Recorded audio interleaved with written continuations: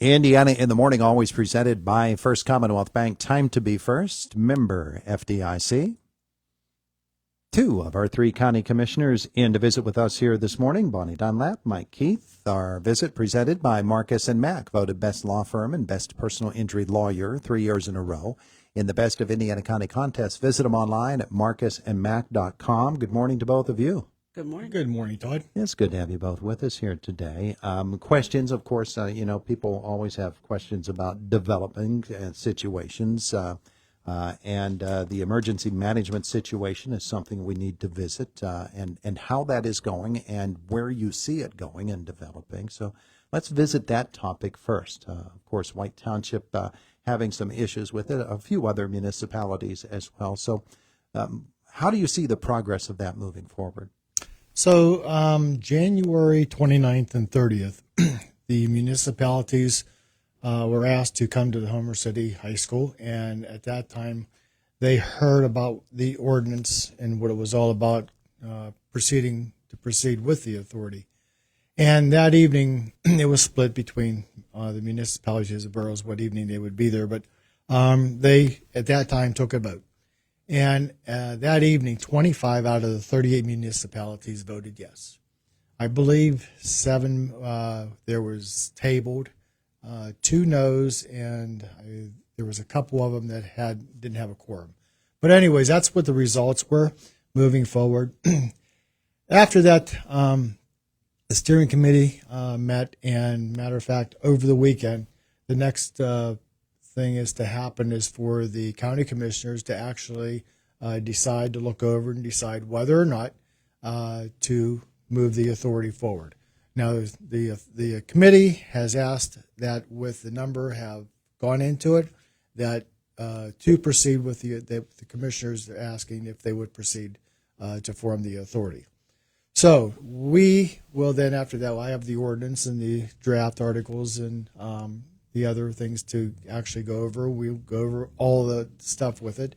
And then after that, in March, at one of our meetings, we will actually make the decision whether the authority proceeds or not. Mm-hmm. At that time, then the authority will actually form its board, start forming articles, bylaws, and start moving down the trend to get together as a county-wide authority. Is there still room to amend or refine it to meet some of the concerns that some of the other municipalities have voiced? Sure. Actually, last week, pretty much every night that last week and last night the same, when we're going to be going to different municipalities this week. But they have questions they need answered, and we're going to those meetings, listen to the town hall presentations of the concerns of the people, and answering what they need to do to get them on board. Mm-hmm.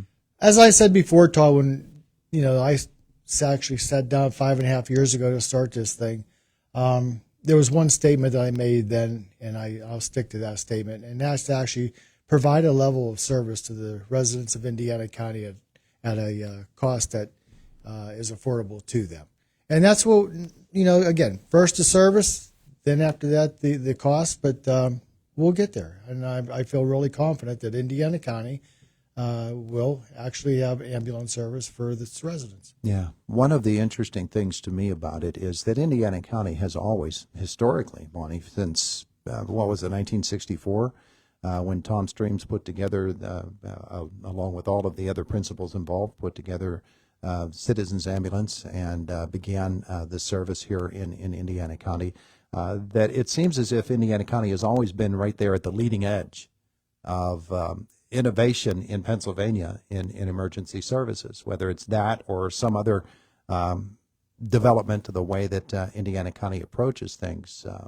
And sometimes it takes a lot of pushing in order to, and molding, really, in order to come up with what's going to be the best plan. And just because a plan is instituted initially doesn't mean that plan and the practicalities of operating it are actually going to remain that way. There may be better ways to do things that you discover after you get rolling. Sure. And actually, Citizens Ambulance, it was actually modeled by many across the nation, and it was actually looked at as a premier service.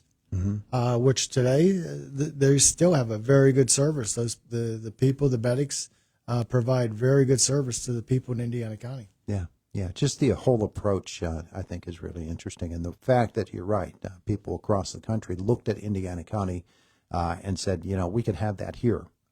Even bigger cities all the way across the nation. It's fascinating to me the way that things grow, and usually it's because the model works, and if the model works and is maybe implemented differently elsewhere, it doesn't mean that the model isn't still working.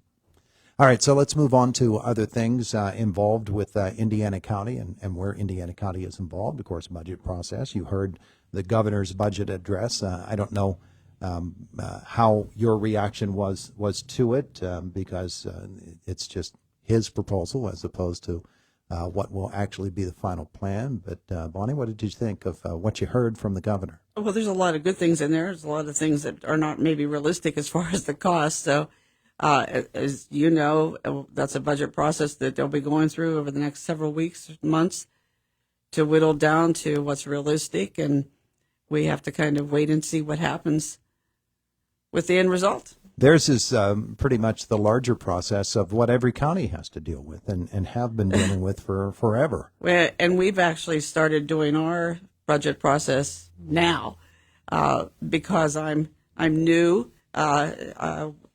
We started meeting with department heads now instead of at the end of the year to say what can we do this year to start cutting costs instead of waiting to the end of the year and looking back and saying, oh, it's too late now. Yeah. So we've been meeting with all the departments to do that now. Yeah, and that process, I guess the earlier you get started, the better chance you have of fashioning something that's more workable, more reasonable, and doable. Yeah, it's one of those things that we as commissioners, being accountable for the budget, have got to actually look at it much deeper and saying to ourselves, on behalf of the residents, do we really need this? Mm-hmm. Is this something that is essentially for the job itself in the county? Again, you have the court side, then you have the service side.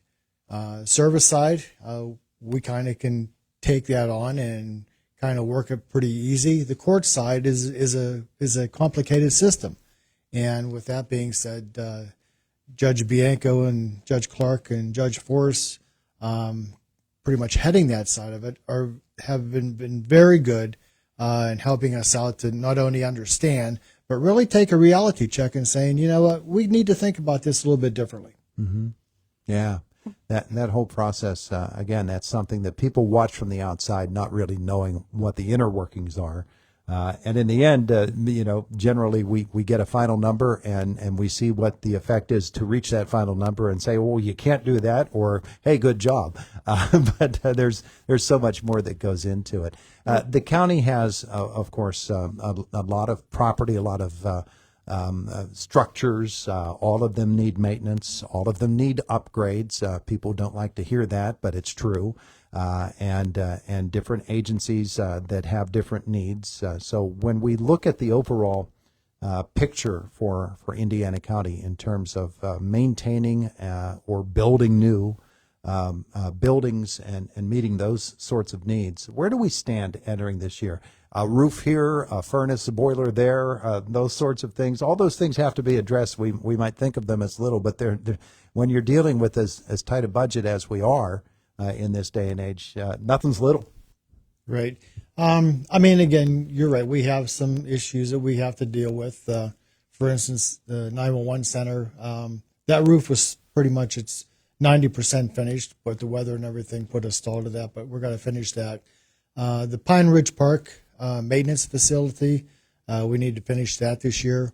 And again, there's just the regular maintenance that needs to be done throughout the county buildings that we need to keep up with, because said before, you got a leaky roof, you got to fix that leaky roof or it's going to cost you a lot more later. Yeah. One thing that we're going to be looking at is record management. We have a lot of files stored all over the place, and so we want to have a plan for that too. And we're actually going to have a speaker come in and talk about our records and how long you keep them, because it varies department by department. Yeah. So we're going to be looking at that long range plan for that also. Consolidation, digitalization, those. We've already taken steps for that. You'll hear the tax collectors talking about that. We've gone to a software program that all tax collectors will be using this year.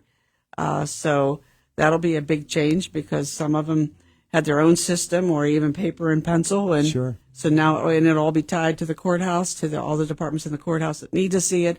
It will be much, much better. Yeah, that sort of efficiency that's available now, and a lot of times the problem is getting everybody on board with it, because you're right, you get set in your ways, and you've been doing this way for 2 or 3 decades. And all of a sudden, making changes like that, it's not an easy thing to do. Habits are habits for a reason. And just like you said with the emergency management, there's going to be bumps in the road. We already have had some bumps in the road with starting to initiate that software, and some of we had some printer problems the other day, and we've had some other ones. So if there's any of the tax collectors listening to us out there, please be patient.